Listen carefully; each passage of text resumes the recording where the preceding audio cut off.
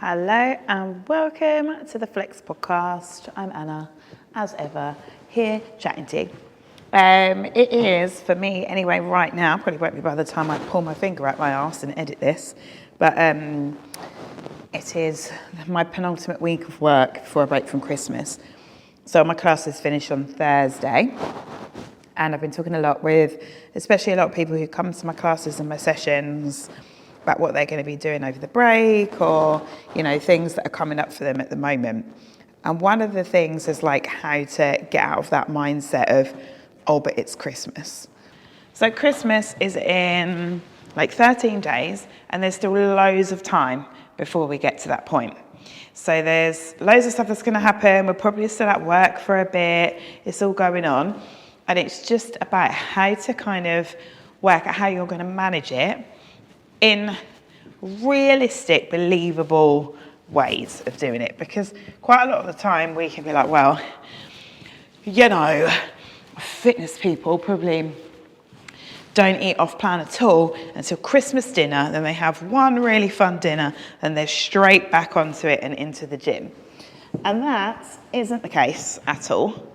But I think the differences of people that come out feeling, fine after Christmas, probably a bit jaded because a lot of it tends to involve like extra alcohol and stuff, right?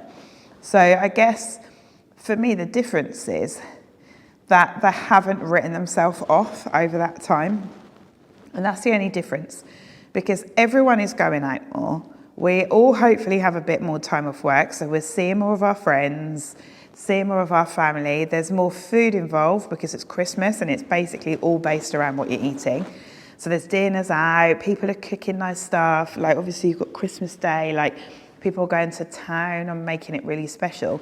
So there is a lot more food available, but that when you really separate it up, it's not that much. So I'm gonna just kind of talk about it from my point of view. I finished my classes this week, which now means that I have 7 nights a week where I'm not working. So I'm still gonna be working in the day, because I've got so much to prep for January and get ready so that we're all pumped to hit the ground running, especially for my challenge that's come in and also classes, PT clients, new programs, all that kind of thing. So I've got so much work to get done. I'm still working, and I will be working over the whole of the Christmas period to make sure everything's ready for January. But I am going to be having a normal person day where I'm going to be finished by 6:30 at the latest every single day, which is great for me. I'm really excited about it. That does mean that I'm now making evening plans to see friends and to go out and see people. But if you look at next week, I'm out Monday, Wednesday and Thursday. And I feel like I'm going to do something fun Friday in the day. And then on Saturday night I'm out and Sunday night. So then I've got 6 social plans next week where I'm going to be doing stuff. Now, that's potentially 6 meals. Let's say they all involve food, that's 6 meals. But over a week, I have 21 meals. So it's still even though I'm going out loads, it's a really low percentage of the rest of the time. Now, do most of us put a bit of weight on over Christmas? Yes. Am I telling you not to make sure that doesn't happen? No, not unless you're having a bodybuilding competition and it really matters for you. But the whole point of this is not to throw the towel in and be like, oh, it's Christmas, it's December, so I'm just not even going to see a vegetable now for 4 weeks. That's not the point. I'm going out 6 times. I'm sure they'll be very calorie laden. I'm sure there'll be alcohol involved in some of them. I'm sure there will be cheese. I'm sure there will be all magical things. But in my other, quick maths, 15 meals, I'm still going to be eating high protein, I'm still going to be eating vegetables. I am going to bother to go and do my food shopping, so I've got that stuff available. I'm probably not going to just buy myself 6 packets of pigs in blankets to eat for my meals that week. I'll probably still try to make sure I'm having a bit of salmon, a bit of fish, blah, blah, blah. All the stuff that I would usually do, that will stay all exactly the same, apart from when I'm going out with people. I have absolutely no intention of not choosing what I want on the menu when I go out with people. but I know that my body feels better when it's well fueled. And that doesn't necessarily have to be anything to do with weight, body composition, or anything like that. But I feel better when I'm eating vegetables, when I'm getting my protein in. I don't feel as good when I'm relying on like a loaf of bread and Marmite, which I love, by the way, as my only source of food. I don't feel as good. And I want to feel good. I want to come back in January feeling like full and like I can't wait to get properly back in the zone.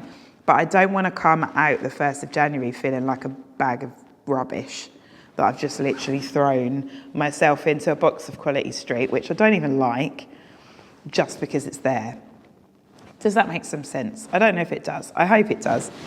For me, time isn't in these massive blocks. So I hear a lot when I talk to clients and talk to people, well, I got to Wednesday and then I fucked it up because I went out for lunch and with my colleagues from work, and then I had a couple of drinks after work, and then I just ruined it. So I thought I'll start again on Monday. A week isn't a time block that we necessarily care about. We can use it to like calendarize stuff, like I'm going to try and do 3 workouts a week or whatever. But that's not the ultimate time block. Like, life is a series of moments, and you have all of these moments in a day and all of these times where you can just choose different things every time. So if you get to the middle of the morning one day, you are tired, you want a coffee and a couple of biscuits. That is not writing off the day. It's just a coffee and a couple of biscuits. Enjoy them, savor that amazing taste, carry on with your fish and vegetables or whatever it is you're having at lunchtime. We don't have to make these huge kind of sort of over-pronounced statements like the next few weeks are going to be a write-off. There's just no point until January. Like these massive statements, because at any point in any day, any moment, any week, any month, your body is worth prioritizing. Now, that is not me saying don't go out and have a few drinks, don't go out for dinner. I absolutely think you should do whatever it is that makes you feel happy. I will be. But the rest of the time, me eating my breakfast on my own on a Monday morning, I don't need to eat. I can only think about pigs in blankets today, but I don't need to eat pigs in blankets for my breakfast and 5 Quality Street. I don't need to. So I'll be choosing to eat stuff that I know is going to fuel my body well so that I can still carry on training and working out on the weeks that I want to. I still feel good to go out with my friends. I don't want to feel hungover the next day. And that is made worse for me anyway by not eating decent food the rest of the time, because sometimes I won't even have been out drinking and my body feels dirty because the day before I was like literally survived on kind of toast and biscuits. Like I don't feel great inside or energetic or anything. And it's the same with training. Like my classes are finished and not going to be back for 3 weeks. That doesn't mean that we don't need to do anything. I'm still going to be in the gym. I'm still going to be doing like bits of my own cardio. I am going to take at least 5 days off training completely over Christmas because my body feels so tired. I know I'm going to do that. I've pre-planned it. But the rest of the time I still want to move and do stuff because it makes me feel good. It makes me feel energetic. I like the way my energy levels, I like the way that it affects my mental health. I like the way that it affects my motivation and my positivity for like the rest of the day. I like the results that come from training. And not just muscle and not just, like fitness levels or body composition or any of those things. It's part of my daily routine and I really enjoy it. I like the outcome. So again, that's another thing where you don't have to be like, oh, well, I can only do 1 workout this week, so there's no point me bothering. You've just written off a whole week, when there's loads of stuff you could probably do. You do the 1 workout you could actually fit in. You might be able to go for a walk, so you might be able to fit in 5 minutes on your static bike at home. There's loads of stuff that you might be able to do. And we're not talking about being Olympic athletes over Christmas. We're not professional footballers. We're not getting paid to not eat anything and to not drink and not go out. We want to enjoy things, but at the same time, we can still do that and balance things. And in my opinion, I think that's one of the places that most folk go wrong. And I'm not talking about Christmas because it is a bit more of a wild ride, but in general, is that you're not supposed to be perfect. No one is perfect. It's the people that understand that they can still prioritise themselves, their health and well-being, and go out and have a nice time with their friends, which supports your mental health, because having a community does. So it's equally as important as going to the gym. Going out for and ending up drinking half a bottle of wine with your mate Gina on a Wednesday and eating a pizza each has not written off your week. You can still have fruit the next day, you can still have some fish, you can still have some vegetables, still have chicken, whatever it is. It's not one or the other. Being consistent is about being consistent over a really long period of time. And that doesn't mean being regimented and like you're in the army and everything's exactly the same all the time. It just means that you consistently choose yourself.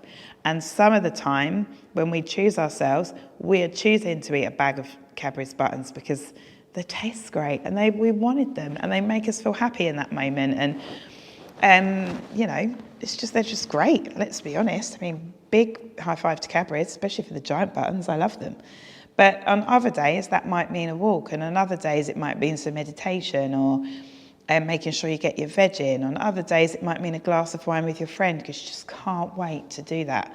We can choose ourselves in so many different ways, and it doesn't have to be a sweeping statement of, I shall write the week off.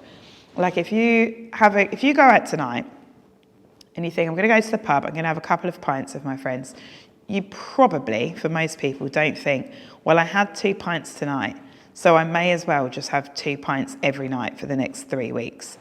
You might do that, that's fine. But you might think, I'm going to have a break for a day. I'm going to have these couple of days. I'm not going out for a couple of days, definitely not drinking for a couple of days. We have that kind of mindset about it. And it's probably the same with a lot of food, right? Like I love cheese, but I think by the time I'd eat a cheese bake, those really cool, like camembert or something, by the time I'd eaten that 2 nights in a row, I'd probably want a break from it. And it's kind of like the opposite of that. Like just because you did one workout one day doesn't mean you have to do one for the next 21 days. But it might mean that you enjoyed that one that day. It made you feel good, so you're going to do one in another couple of days around your social plans and around life. Like we're not there to be perfect. We're just there to look after our body. And I think at this time of year, it is really important to relax the reins a little bit, go out and have a nice time.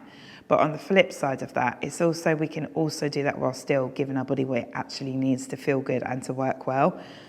Because I don't want, sometimes when we kind of write things off, that could be 3 or 4 weeks of absolutely nothing where we've barely done anything at all, and we come back and it can feel so hard to get started again. And for some people, too hard.